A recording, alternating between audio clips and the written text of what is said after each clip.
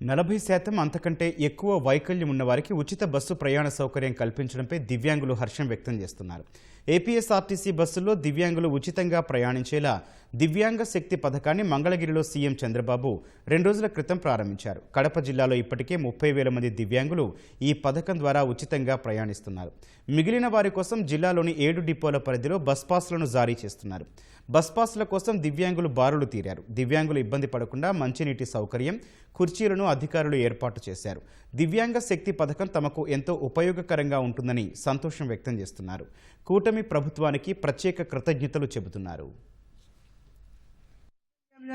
చంద్రబాబు నాయుడు మంచి పని చేసిండు.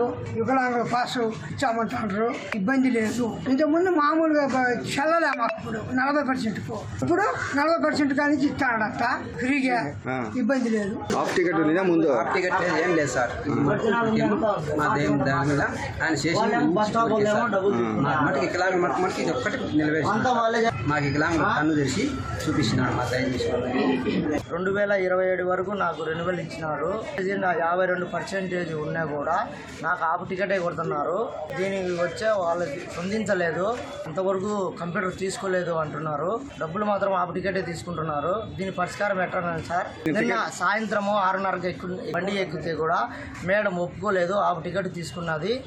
నాకు ఇది మార్చి ఫ్రీ టికెట్ ఇమ్మని అడుగుతున్నాము దయచేసి.